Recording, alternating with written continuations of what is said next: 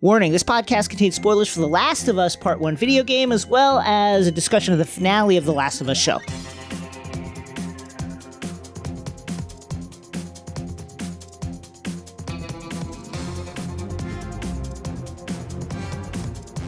Hello, my name is Jason Concepcion. And I'm Rosie Knight. And welcome to X-Ray Vision, the Crooked Media podcast, where we dive deep into your favorite shows, movies, and pop culture.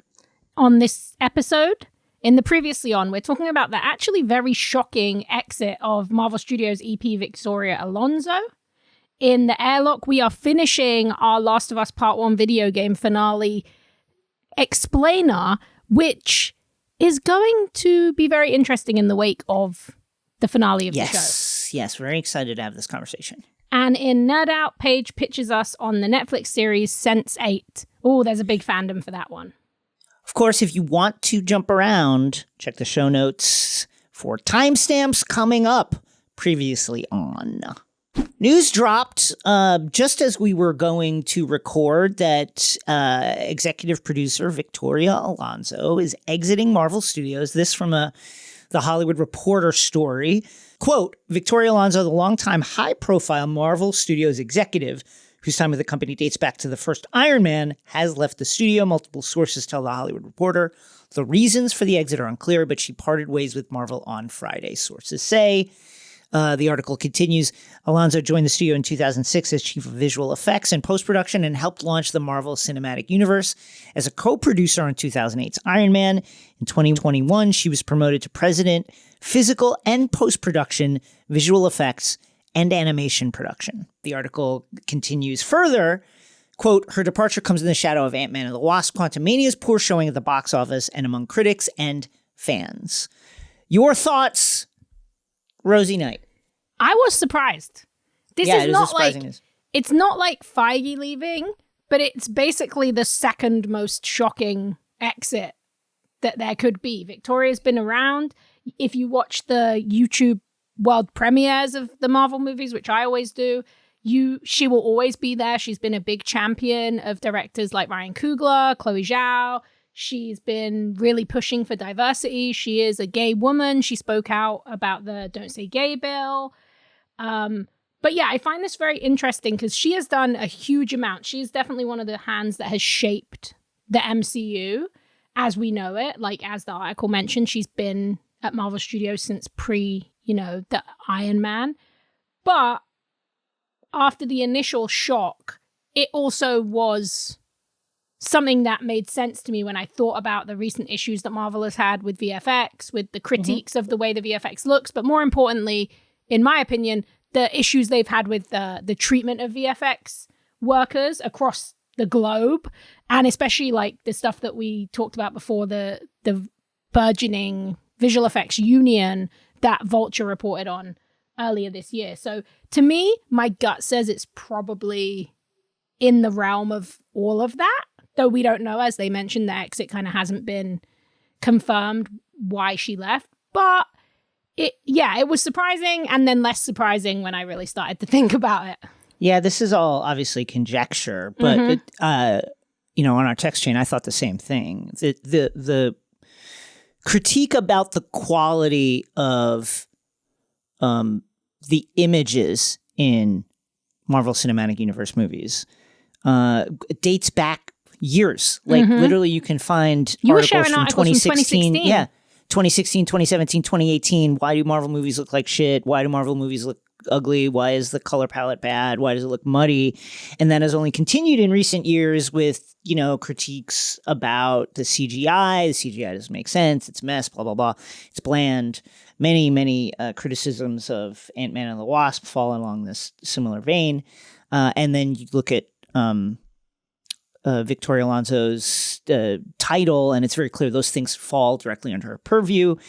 And when you couple that with the strongly negative stories about the way that the kind of working conditions that the VFX workers have to deal with, and I think any media company of any kind of scale and certainly one of Disney's size, is very concerned about negative stories. And at some point, it probably is enough. And on furthermore, you know, there's also the angle that, like, hey, if you continue to like treat the VFX workers like this, you're going to make them form a union. And if they form a union, we're going to end up spending a lot more money on these fucking movies. Yes. And I think that is potentially an angle as well. You know, I just think, you know, when people are saying you're a movie studio, you make movies. It's a visual medium. Visual medium. Visual medium. And when people for 7 years have been saying, why do these movies look like shit? And that's your job. I would imagine at some point, like, those stories accrue and people start asking questions. Add on to that, you know, the much talked about kind of bottom falling out of various streaming companies, you know, financial statements, Disney stock tanking, lots of people getting laid off left and right. Politically speaking, here, you know, there's tons of below the line regular workers who are going to be, you know, losing their paychecks. Here is a high profile executive. It probably plays pretty well too, like, if you want to be cynical about it. But I agree with you. I think this probably, if I had to guess, and we don't know, but if I had to guess, it has to do with the constant criticism and perhaps acknowledged criticism of the VFX, and the fact that, you know, the treatment of the VFX tradespeople has essentially backing them into a corner to the point that they're going to form a union, which again is going to cost Disney and other studios a lot of money if that indeed does happen. Great for the workers, less great for the corporations, as is always the way. Oh no! with the union. No, Mickey, no, don't. Mickey, are you okay? Mickey's going to be at the Disneyland with his pockets turned down. Like, hey, kids. Pennies and dust. Pennies and Hey, dust. kids, anybody spare any change? Mickey needs a pie sandwich. But yeah, I think you summed it all up. I also think, like, something that you keyed into that I don't necessarily know. As we say, most of these reports are very unspeculative because that's not the nature of journalism, but we are here to talk about it in the context of the wider world as we know it. I also think, like, we are in a dicey financial time, and I think that all of these studios are trying to save money. And I think for sure, these movies cost an unbelievable amount of money, and yet they're still not paying people well enough to make them. And this is just it's a confluence of drama. Maybe we'll be wrong. Maybe it'll turn out that Victoria chose to leave of her own volition, but we'll surely find out more soon. Pay is one issue, and an important one.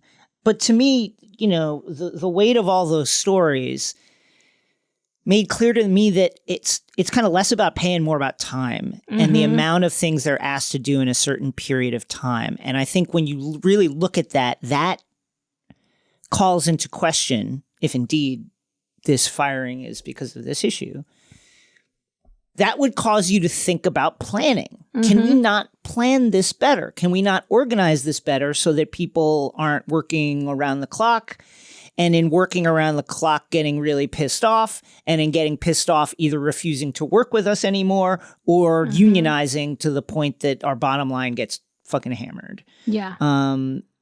It seems to me that would be a reasonable assumption to make. Yeah. I'm going to be very interested to see if this kind of begins like a domino effect of changing the way that these movies are made, even slightly, because I think a lot about the fact that they were doing reshoots for Ant-Man and the Wasp 3 weeks before it came out in LA. And we know that one of the biggest critiques, like you say, it's about these 18-hour days. It's about 3 months with no days off. But it's also about, you know, the term that they use, pixel fucking, where Marvel will come back to you a week before the movie is meant to come out and say, hey, we need you to change this one tiny thing, or actually we need you to redo the whole ending, and basically this is what it needs to look like, so can you do that? So I think there is a need for a more sustainable version of how they make these big blockbuster movies, not just superhero movies, like any kind of big spectacle CG movies. I also think they need to reconsider the way that they use and the amount that they use like CG in these movies. I think that's beginning to stop people from connecting in the way that they are presenting these stories. So yeah, I'll be interested to see, but I was not expecting this on my bingo card of things that would happen in 2023. Certainly not. Certainly not. Up next, the airlock. We're stepping out of the airlock and into the final chapters of the Last of Us video game to continue and end our Last of Us video game coverage. And this conversation is really going to be about the differences between the emotional impacts of the ending of the game versus the show. I think one of the things that really we took away from the conversation in our Discord and kind of reading the kind of conversation on the internet and also watching the show and just taking stock of our own hearts was that the show, it's very hard to come away with anything else than being strongly pro Joel at the end of The Last of Us. And that is a really starkly contrasts with, I think, the game, which even the most like pro Joel reading of the events at the end of the game paints him in a much grayer light than he is in the show, where he and I think one of the things that really interests us is like, why is that the case? Why is that the case? So that's what this conversation is going to be about. So let's start with the last kind of big two movements at the college where Joel and Ellie go initially to look for the fireflies before running into some of David's raiders and getting into the whole cannibalistic hullabaloo over at Silver Lake, and then finally the final movement at Salt Lake. I think the first thing I would say is that we gave Marlene a lot of shit. We gave the fireflies a lot of shit. And I came away from my replay of the game and my rewatch of the cinematics over the last week really feeling how long the fireflies had been at this, trying to find a cure. We go to the college, and when we go to the college in the show, there's a lot of monkeys around. You see some kind of like scattered, boxes and some stuff pinned up on the wall, but you really don't know what it is. Yeah. In the game, you're interacting with all this stuff. And one of the things you see is like an x-ray of a person's brain showing the progression of the fungal growth. And then you get all those MP3 recorders with one scientist in particular, talking about the kind of arduous process, butting their heads up against this concrete wall of trying to find this cure. And I thought that really was important context for the emotional reveals that happen at the end of the game. Yeah, I totally agree. I think that one of the most interesting things on replaying it and on thinking about the different narrative form of the game and the TV show, one, the TV show, you're in there for, 9 hours, let's say, as an estimation, right? In the game, you are there for 40, 50 hours with these characters, with these people, and you learn things in a completely different way. I think the Salt Lake City University section is a great example because in the show, we really just go there so they can understand that the Fireflies have moved on. You see the map, it looks like it's going to Salt Lake City, but in the game, you're exploring, you're seeing that this was a place that people lived, that they worked, that they dedicated time to, that they had to leave. And you even get like a moment, you pulled a great clip from one of the MP3s where it's like one of the doctors is considering what to do with the monkeys they've been testing on, and he chooses to let them go. He doesn't want to kill them because they've made this sacrifice. Even that gives more humanity to the Fireflies and the doctors, and this kind of empathy that we never get to see from them in the show. Also, they're missing for a lot of the show, whereas in the game, the Fireflies are a constant. And whether it's you, other people talking about them. And I just think that there's something really interesting about thinking about ways that we get information in stories, because I do think that finding, the Firefly pendants and learning the different Firefly names, and also then finding out there's different stories of these characters through MP3 recordings, whether it's Marlene or whether it's, this doctor, it gives you a much more interactive and holistic sense of who they are that we didn't have time and also is impossible to do in a game, in a TV show. No one wants to see Joel going around listening to multiple MP3s. It doesn't make sense. And it's just a hokey way he's to like on do his dune doing exposition. Like nobody wants that, right? But like in the game, it actually works so well, and it feels right. It adds more texture and grit, and I think that is something that I really took away in terms of how we end up in the game feeling a lot more compromised about what Joel does. Whereas in the show, even people who were like, wow, that's kind of fucked up, you're still like, well, what were the Fireflies doing? How do we know? Whereas here, we get so much more of an idea that this is an ongoing project, that they might actually have an idea about what they're doing. Well, I think it comes down to, I think the difference in emotional impact of game versus show comes down to, for me, one main thing, and that is in the game, I never ever doubted that this would result in a cure. Mm-hmm. That Ellie undergoing this deadly surgery to remove pieces of her brain would absolutely result in the cure. And part of that is, one, the kind of, as we've said, video game logic of the logic of super science. Yeah, the logic of the genre, right? Like you play a video game, and it absolutely makes sense to you that you are the hero that is going to save the world. Like that is just kind of what the genre is, right? And also, as you said, this kind of the humanity of the Fireflies, and a word that keeps coming up, and a notion that keeps coming up in these last two chapters with everything with the Fireflies, is sacrifice. Like that voice memo you mentioned, the doctor says of the monkeys, everybody wants to kill you guys. I say, screw that. Who made a bigger sacrifice than you, right? And then shortly after that, he gets bitten by a fucking tainted monkey. It happens. He made the right choice. Karma came for him either way. He'd been testing on the animals. It just gives you, like, think about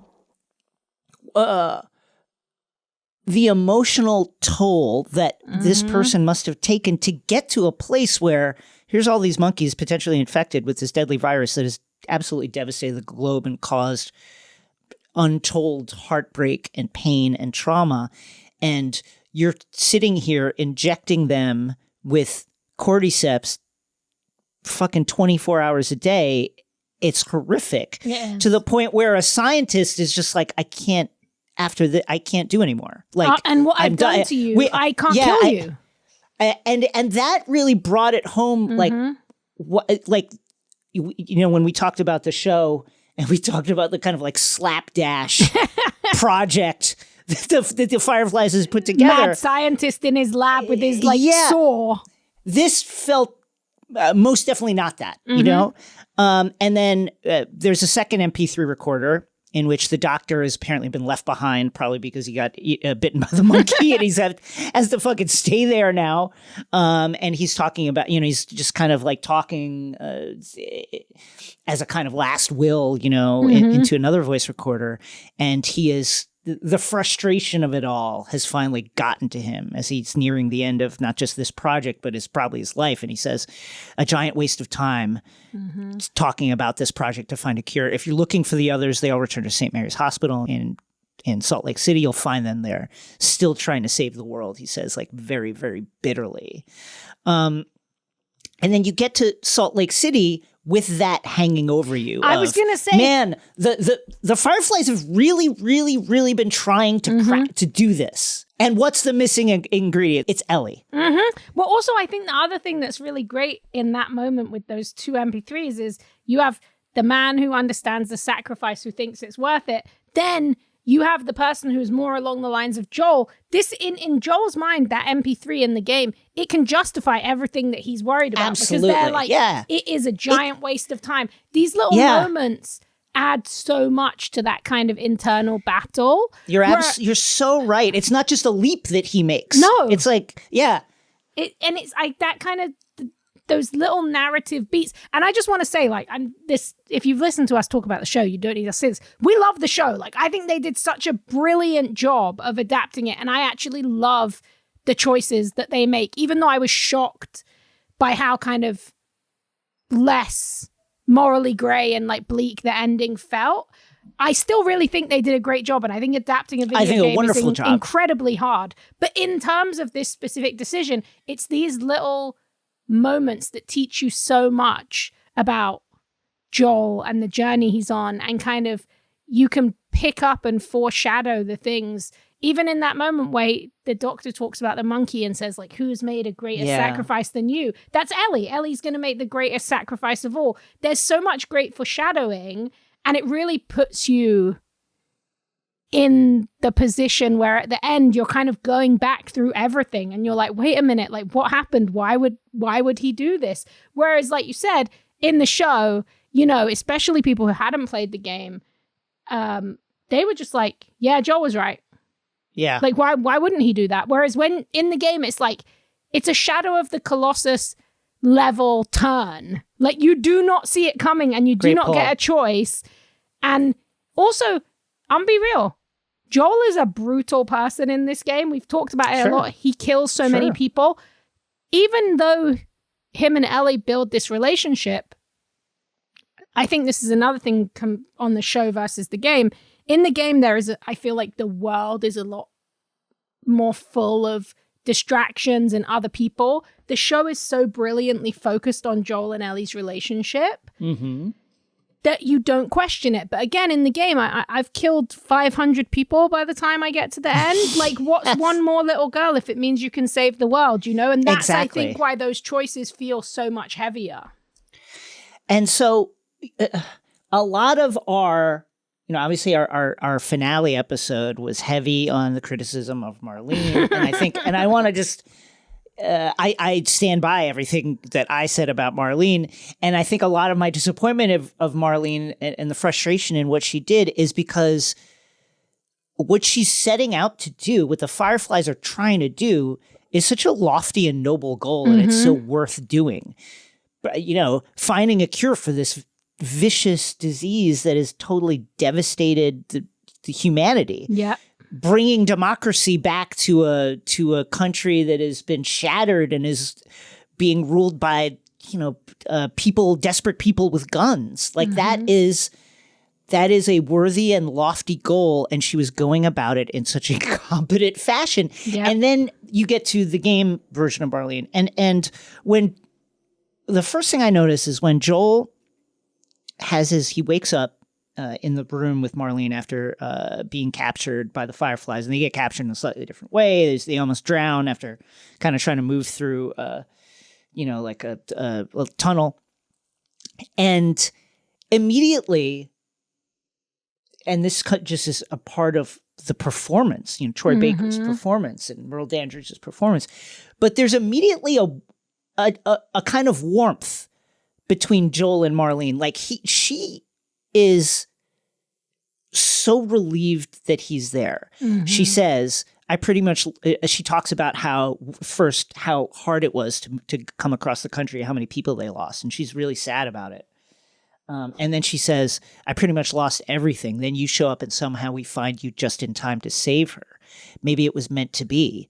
And then she goes on to say, as Joel realizes like what's going to happen, he says, but cordyceps is in the brain. She's like, yeah. And then he's like, why are you letting this happen? And then she says something that I think really told me why she's doing this, right? And there'll be further things that will back up, I think, her choice of why it's not the right choice, but I understand why she made it. And she says, Joel says, why are you letting this happen? Letting this happen, which I think is important. Even Joel, right? By saying that, he's not saying, why are you doing this? No. Even Joel in this moment is recognizing that there are other forces at work, that there's this entire Firefly organization that has agency in and of itself, right? She's a leader, but not the leader. And there's, political considerations going on here. And then she pretty much confirms that. She says, because this isn't about me or even her, there is no other choice here. And when you think about the desperation in that scientist's voice memos, how long they've been at this, she says, like, we thought we were done. We thought we were never going to find it. Like, and then Ellie shows up. And you've got all these scientists that have been working for years to try and crack this code. And you've got all these soldiers that have been supporting them, some of them dying, getting infected, dying to raiders, etc., in the hopes that one day they'd be able to find the missing ingredient and be able to manufacture a cure. And then it falls into their laps. I don't think Marlene had the clout to say, hold on, wait, don't do this surgery. Let's do some other stuff first. I think the doctors, and there's going to be other evidence that is going to bear out what I'm saying, but I think the doctors had been like, we've chased down every fucking dead end street. We've pulled on every thread. We've done everything. This is the only way. And I think Marlene there was nothing she could do. I don't think she could have stood in the way of any of these people that wanted desperately to do this surgery. And that, to me, is the difference between game Marlene and show Marlene. Yeah. I think that's such a great point. And the other big thing I think, which is, again, is just one of those ultimate conundrums of adapting a game to a show, is especially if you have someone like Neil Druckmann, who's such a brilliant storyteller, who wants to expand and add these parts of the lore in the canon. I think one of the things that I found interesting about the adaptation was the confirmation of a very popular fan theory and kind of this expansion on why Ellie was immune, which was that her mother got bitten and kind of like a Blade origin story, right? And now she's a Daywalker. I mean, now she's immune and she's born. And what I think is so interesting about that is because we know that Marlene knows, and because in the room in the hospital where she tells Joel about the surgery, she is the one who expands on how Ellie is immune. In the game, it's a voice memo from a doctor who kind of says, like, Marlene was right. The girl's infection is like nothing I've ever seen. Important to note, the cause of her immunity is uncertain, as we've seen in all past cases. And he sort of goes on to talk about why it probably would have worked. By making Marlene complicit in not only the knowledge that Ellie was likely always immune or had a potential to be immune, but then having her be the reason, the person who shares the reason to Joel, oh, she's immune, it's because of, she's probably been immune since birth. It gives Marlene a much more sinister edge. In the game, there is kind of this reveal that Marlene has been protecting Ellie because she knew Ellie's mother, and it's all through love. And when she tells Joel, I do understand what's going on in the game, she says, I was Ellie's mum's best friend. I'm paraphrasing. And, I've looked after her since she was little. I always promised to look after her. That feels like a plea of somebody going through grief, going through something the same. In the show, it feels like she's trying to sell Joel something because she wants to use Ellie for this purpose. And I think, even though I love the acknowledgement of how Ellie's immune, and I think it's actually a really important addition, because I think for a lot of people that could have been almost like a plot hole if it wasn't explained in the show.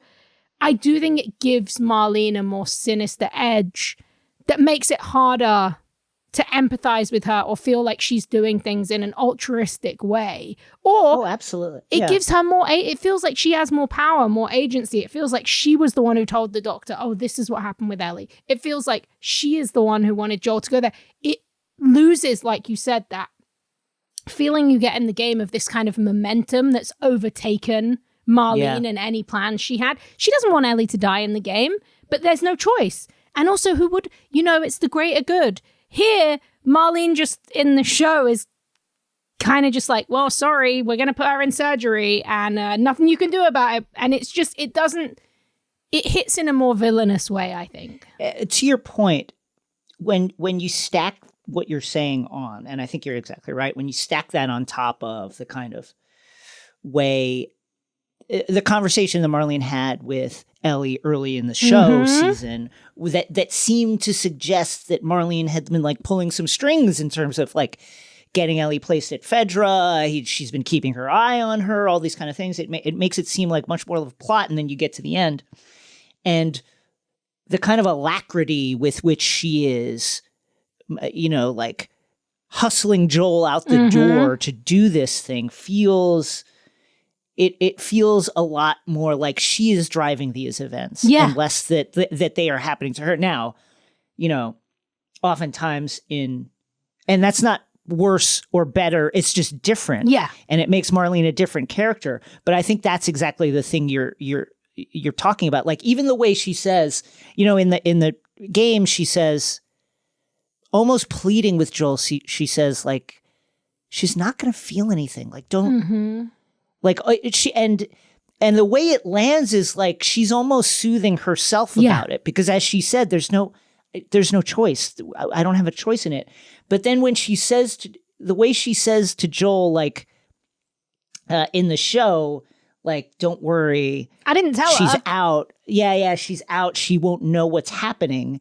The fact that she then shortly thereafter says, well, what choice would she make, Joel? It makes her a hypocrite. And again, that's not worse or better or any, it's just like a different way to tell the story. And I would argue if you have Pedro Pascal as your lead role, you definitely want the audience to be like, Joel, go get him. Like, you're doing the right thing. Like you just want to root for that guy. But that's why the game version is a lot grayer, because you can sense, texturally, how hard everybody has been working to make this happen, to find a cure, and how all these people who are experts in this, unlike the way we felt about the Doctor, who again is like, where did this fucking guy come from? We've seen all the infrastructure now through the voice memos, through the different hardware. You're creeping around the college campus, and then you're moving through the Salt Lake City laboratory and hospital, and you're seeing other stuff, and you get the feeling that these people kind of know what they're doing now. After Marlene lets Joel go, still a bad decision, obviously, but I think one that plays a little bit differently in the game. She says, don't waste this gift, Joel. And you could, as many people in the Discord talked about, like, part of the reason that she lets him go in the show is because she's grateful to him. And I think that's right. And I think that's a direct translation for the game. And I think it's you understand it more in the game. And it's also that, there's big things afoot. Like, let's get this guy out of here. And then so as Joel has made his break, he's killed a couple of fireflies and he's creeping around, like being pursued by them. He then finds another voice memo. And I think this voice memo is really important because it absolutely locks in the kind of like supporting evidence of the competence of the Firefly doctors. And it lets you know, like, how thoughtful they are actually about this thing, even though they are rushing to do it. And the doctor voice memo goes, quote, Marlene was right. The girl's infection is nothing like I've seen. The cause of her immunity is uncertain. And I'm going to read all this jargon because I actually think it's important that they put this in here. As we've seen in all past cases, the antigenic titers of the patient's cordyceps remain high in both serum and cerebrospinal fluid. Blood cultures taken from the patient rapidly grow cordyceps and fungal media in the lab. We'll stop here. This is one of our critiques, right, of the show, is like, why don't you start with blood tests? Why don't you do all these other? They've done it. They tried it. They've been trying it. However, it continues, white blood cells, including percentages and absolute counts, are completely normal. There is no elevation of pro-inflammatory cytokines, and an MRI of the brain shows no evidence of fungal growth in the limbic regions, which would normally accompany the prodrome of aggression in infected patients. We must find a way to replicate this state under laboratory conditions. We're about to hit a milestone in human history equal to the discovery of penicillin. After years of wandering in circles, we're about to come home, make a difference, and bring the human race back into control of its destiny. All of our sacrifices and the hundreds of men and women who've bled for this cause, or worse, will not be in vain. Now imagine that kind of emotion amongst the Fireflies. Who's going to be able to tell them no? Like, I just don't think Marlene could have done it. I don't think she could have done it. I also think this, like, is a really great way to set up the weight of what Joel's choice means. It's devastating. Because you hear this and there's hundreds of people who have sacrificed their lives for this, let alone all the millions of people who've already died from cordyceps. Yeah. That, for some reason, just brings it home so much harder that when Joel takes Ellie out and kills the Fireflies and kills the Doctor, you feel that weight of, oh, that could have saved millions of lives.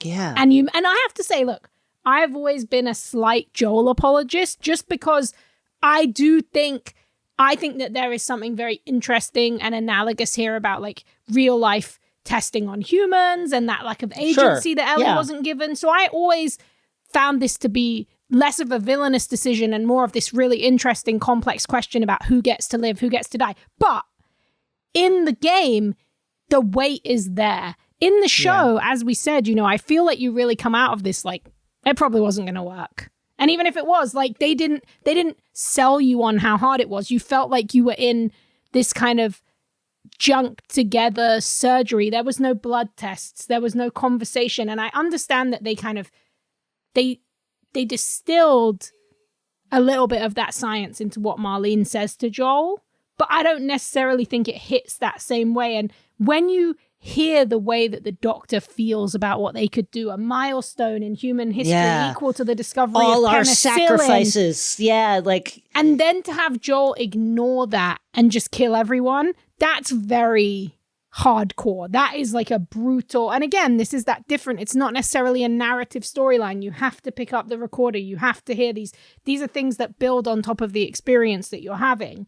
Plus, again, like we said, the nature of being in Joel's person and being the person who has to kill all these things, that's very different from just watching it on the screen. So that makes it feel a lot heavier too.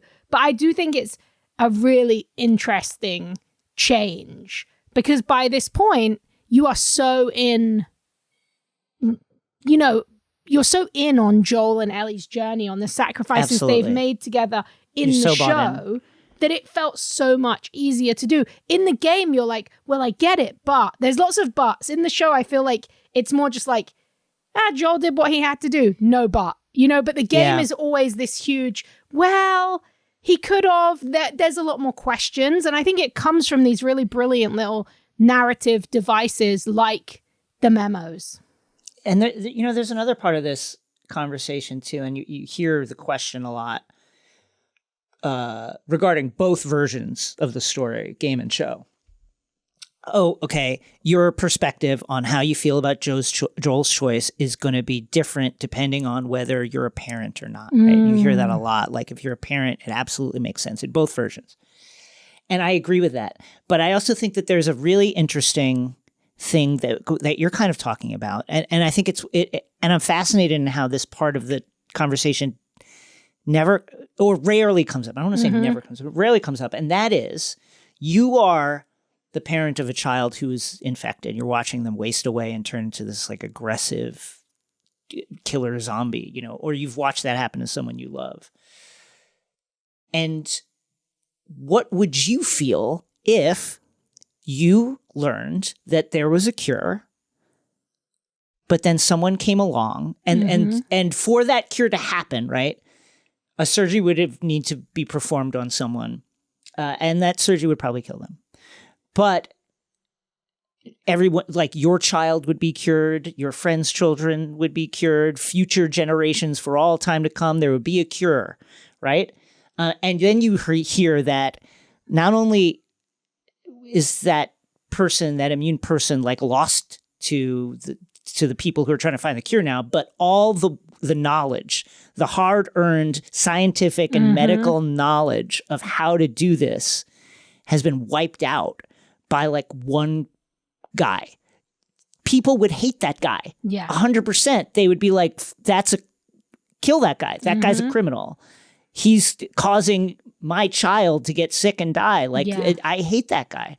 And that's a part of this too that I think it is much more kind of like textual in the game version. Yeah, I also think you bring up an interesting point even before you get to Joel killing everyone, right? If you're asking this question, you're saying, if my child was Ellie, what would I do? I mean, I have nieces and nephews, and I probably would definitely have done what Joel did. But let's flip it on its head.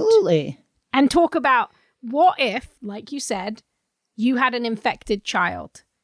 But to cure that child, all you had to do was kill one person in a surgery to create a cure. Even on that base level, if we take it outside of 1 million people, that is basically a really interesting reflection of Joel's choice.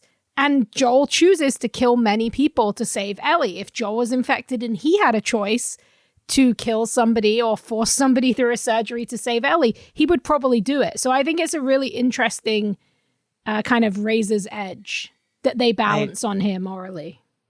So as Joel is kind of creeping around, continuing to kill fireflies left and right, you overhear some of the fireflies talking to each other. And one of them asks, "Who is this guy?" And another answers, "He brought the kid all the way from Pittsburgh." Marlene insisted on questioning him herself. little snippet of dialogue, it opened another crack into like Marlene's actions. And that is, if you buy into Marlene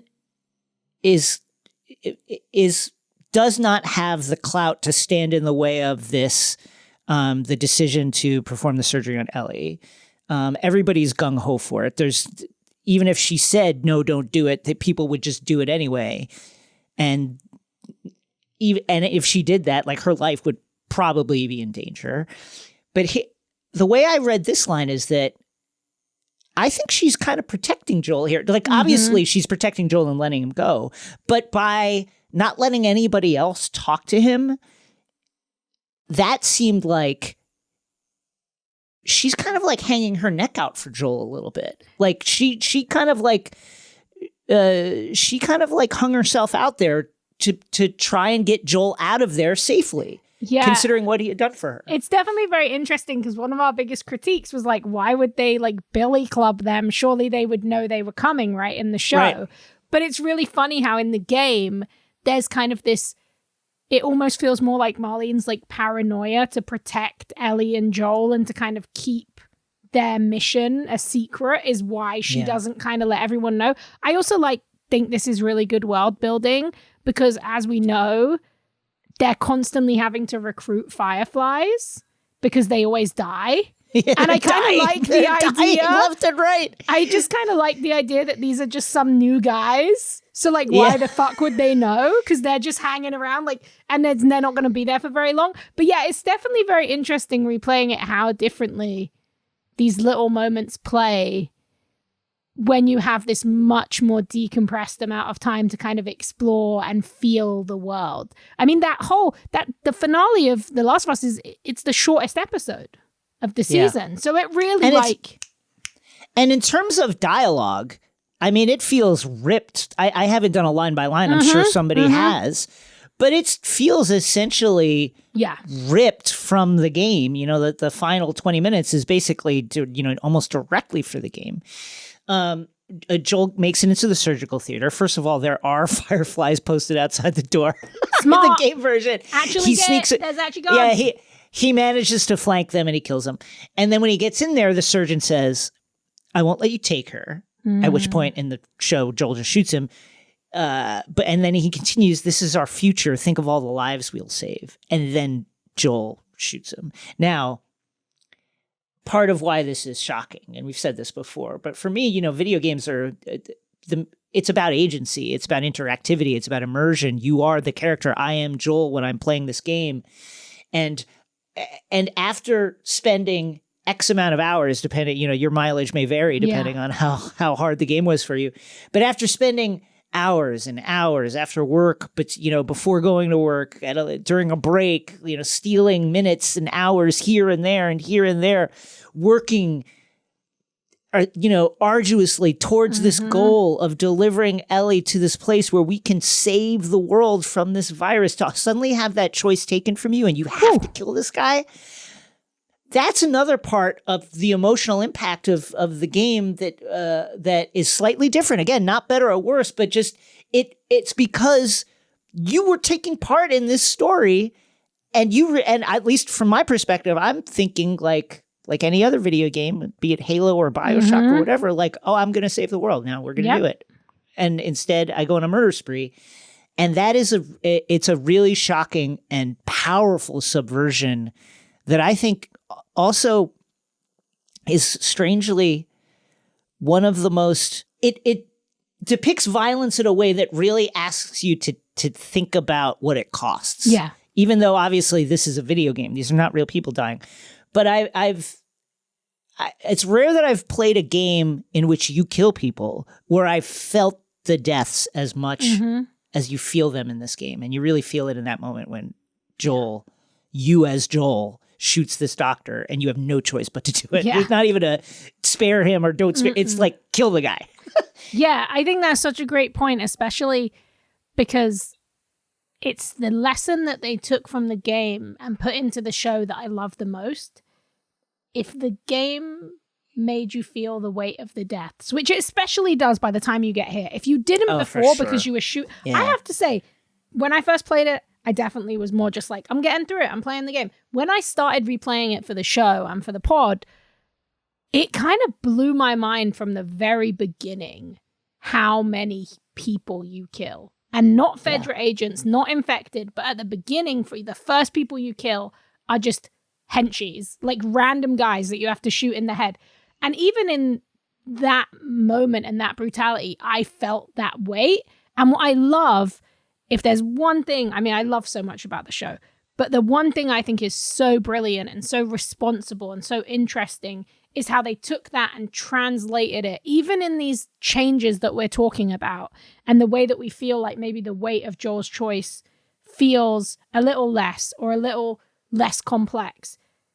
In the finale especially, but throughout, you feel when he kills someone.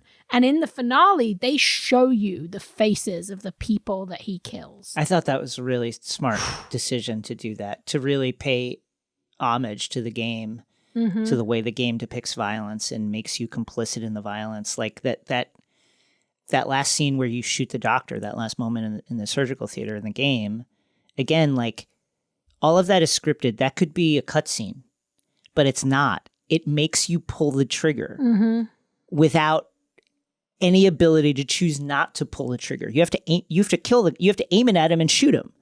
And you can't do anything else. And the only way you can not do it is by not playing the game, not finishing the game. It's you mentioned Shadows of the Colossus. It is like that. Yeah. In that Shadows of the Colossus, I think one of the brilliant things about that game is you're killing these big, huge, peaceful creatures. And because of the way, the mechanics of that game, where you have to just press the button again and again and again and again and again and again and again, it's making you really have to kill this. Like you are doing it. It's you're doing, you could just like stop doing it, but you won't, because if you have to kill this thing. Why?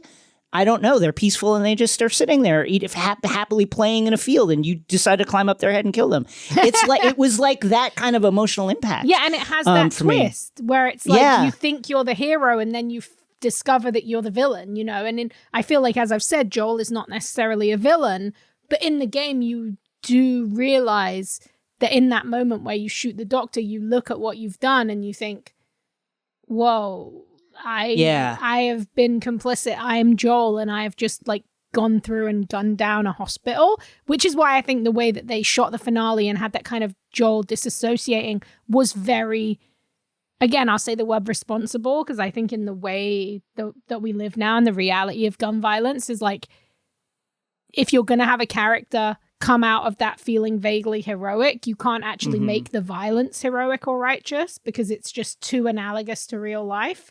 So there's like a real interesting balance you have to strike there.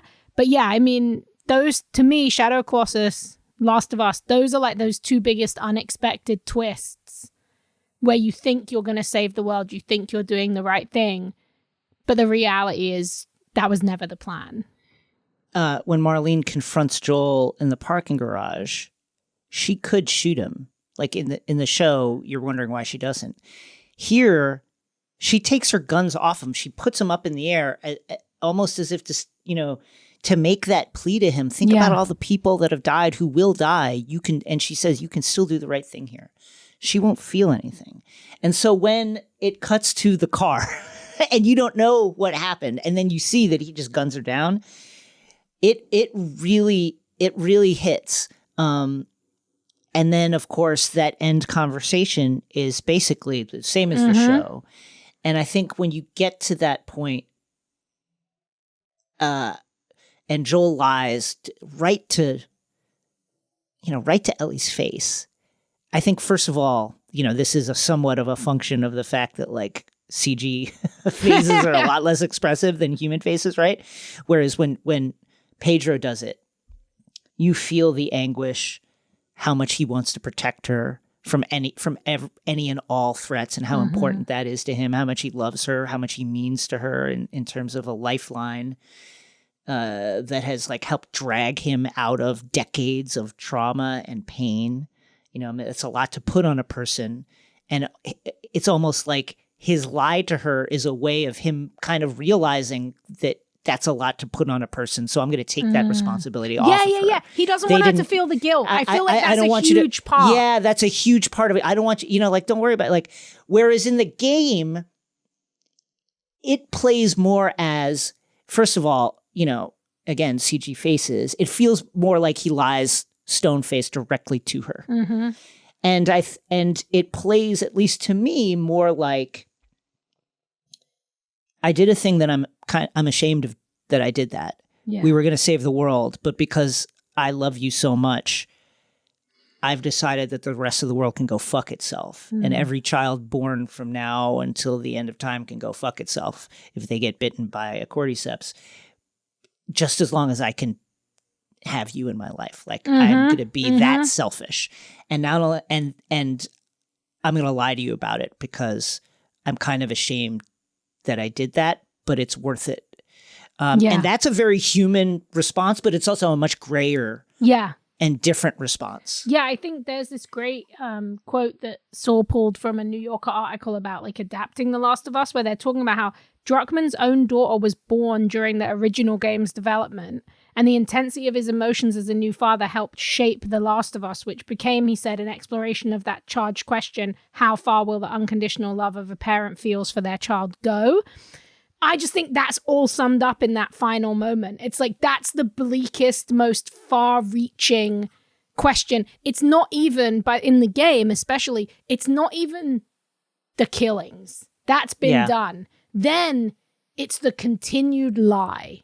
It's the taking away the agency you already weren't given and being so obsessed with protecting your child that you actually end up putting them in greater danger. Because like you said, we all know, like, that's not the end of the Fireflies. Yeah, they're still they're still around, and they are going to make themselves heard. Any final thoughts now on having finished the game yet again? I still just kind of blows my mind that they went that way with it. I think knowing that Druckmann's kid was born makes a lot of sense in kind of that drive. But to me, it still blows my mind. It's kind of this extrapolation of the lone wolf and cub story, but it has much less of a hero's journey. I find it really interesting how there's this almost a vengeance plot line in the nature of like Joel losing Sarah, but it's not specific. Yeah. In usual vengeance storylines, you will have a certain person you need to take down, but Joel's grief and his revenge for losing Sarah kind of encompasses the whole world and ends with this horrific final betrayal where he makes that choice for Ellie and then takes away this kind of choice and hope for a cure. Yeah, I came away feeling that, the game again is a masterpiece, still a masterpiece of the genre, and well worth picking up if you haven't played the remastered version. And I think that what makes it so great is Druckmann and company managed to find this our perceptions, our lives are all about our own personal perspectives on things, right? Yeah. And they managed to put us so tightly in the one perspective in which Joel is kind of a hero, even though it's gray, right? Yeah. He's kind of a hero. Outside of that one thin like slice, this little crack through which like light shines through. Outside of that, Joel is the guy who consigned the world to like, endless years, if not forever, of the barbarity and sickness and possibly extinction. Like, he killed everyone. Yeah. He killed the world. And it's tragic. And it's heartbreaking for all the people who have been trying so hard to find a cure. And that is an incredible achievement, to put you so tightly into the perspective of these two people who love each other so dearly that they're willing to just be like, fuck the world. Like, we want to stay together. Yeah, I also think it's like incredibly brave. That's one of the things that I think as a storyteller, right? Like, we're used to these stories where to shock someone for an ending to be bleak, like especially say like horror, everybody dies. That's your bleak, like, oh, it's going to leave. But how often do you get put in a story where, especially in a game, you are the driving force of the game, You believe you have agency. You kill multiple people. You use a gaming format that is used every day. You shoot people, you aim, you do headshots, you stealth. They took these things that we recognize and use for fun in other games, and by the end, they're like, oh, no, don't you understand? Like, people who kill 500-600 people casually, they're not heroic. They basically turn around to you and say, you thought that was what a hero did? No, that's not how a hero behaves, and here is the proof, because this is the choice he made. I think it's extremely meta, and I think it is kind of this I think it gets better and ages better every year as we kind of deal with the realities of gun violence and the way that people use guns, especially in America. I just think it's a really brave choice, and I live to make a story that shocks people that much, but in a way that leaves you with a feeling. It doesn't shock you with an exploitative action of violence, even though Joel's very violent. It shocks and unsettles you because you're complicit in the violence. Yeah, I just think it's very brave. Same here. Up next, Nerd Out. In today's Nerd Out, where you tell us what you love and why, or a theory you're excited to share, which we've had a lot of, Paige pitches us on the Netflix show Sense8, which was cancelled way too soon. Hello, my recommendation for this week is a bit more mainstream. You may have heard of it, but if you haven't or haven't gotten around to watching it yet, I highly recommend Netflix's original series Sense8. After listening to your discussion on the necessity of diversity in storytelling this week, it was definitely a show that came to mind. It's got a lot of great representation, but is underappreciated. It's a story of 8 people in their late 20s with the exact same birthday when they are suddenly born as Sense8s. Fundamentally, the birth activates a cerebral connection among 8 people across the globe into a cluster. So we get a diverse cast of 8 main characters. It's got a lot of great sci-fi storytelling and was created by the Wachowski sisters from The Matrix fame, so you know it delivers on the sci-fi. And yes, a show with 8 main characters is a lot, but every story is very rich. They have their own arcs and voices. We have 4 non-white characters, 4 men, 4 women, one being a trans woman, played by a trans woman, written by trans women, so that's great, and also other LGBT characters. And they are from 7 different countries, and the scenes are filmed on location, so it's incredibly beautiful. The main themes of the show are identity and connection. It has a lot of great action scenes and some humor, but the best part is seeing how the different Sense8s connect with each other and accept each other. Each one struggles with their identity, especially as they awkwardly navigate new abilities such as telepathic-ish communication or visiting, and being able to take on skills and languages of the other Sense8s in their cluster. The first season is especially fun as they discover themselves and their other selves, and they also discover more clusters of Sense8s, which they can still communicate with, but don't possess their abilities. We ultimately get an evil corporation hunting the Sense8s as well. The show doesn't shy away from topics such as religion, sexuality, sexism, transphobia, and homophobia. I think they tackle these with a lot of care and sincerity, too. But warning, it does have a lot of graphic sex and violence. If you don't want to see a used dildo in pride colors, this isn't for you. Unfortunately, it was canceled after season 2. Look, Netflix cancels another diverse show, so we won't be getting any more. But fans were so upset about the cancellation that they started a petition and were able to get a 2-hour finale. Finale was a bit rushed, but at least we got one. Overall, Sense8 is ambitious, compelling, and if nothing else, an incredible journey. Thanks for listening. Thanks, Paige. If you have theories or passions you want to share, hit us up at xray@crooked.com. Instructions, as always, are in the show notes. Well, that is it for us. Rosie, any plugs? Plug. You can find me here talking about all this cool stuff. Oh, I'm starting a newsletter that's just going to be like recommendations, because I get a lot of requests for recommendations and I don't have time, as much as I wish I did, to always respond. So that's called Rosie Recommends. It's at Substack. You can subscribe to it now. And Letterboxd and Instagram are my only social media, and I'm Rosie Marks at both. Catch the next episode of X-Ray Vision Friday, March 24th for episode 4 of The Mandalorian. And remember, we're bringing you 2 episodes a week, 2 big episodes a week, wherever you get your podcasts, Wednesdays and Fridays. That's X-Ray Vision, 2 times a week in your ear holes. And if you like seeing us with your eye holes and watching the old YouTube, you can subscribe to us there. There are full episodes of the show now. Delon does a brilliant job putting them together. And you can follow us at XRVPod on Twitter, where we're always having fun celebrating the stuff we love. Plus, check out the Discord. We love to shout out our Discord because it's a ton of fun. Bunch of amazing fans there talking about all kinds of cool stuff. And Jason and I pop in once in a while. 5-star ratings, 5-star reviews. We need them. We gotta have them. You gotta give them to us. Here is one from Shower with Friends.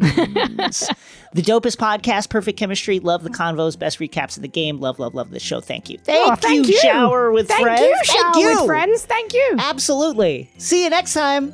You didn't say where they went. No, let's just keep looking. Hey, Mike. This is Dr. Marlene. I'm just over here, trying to find a cure for the cordyceps virus. And I gotta tell you, Mike, I really don't like what they're doing with regards what we're doing. I'm not gonna try and sugarcoat it, Mike. I'm doing it too, but with regards to the animal testing that we're doing over here, Mike, it's really terrible. And I'm gonna tell you something on this voice recorder, Mike, that nobody else knows, and that's I'm gonna let the monkeys go, Mike. I'm supposed to off the monkeys, Mike.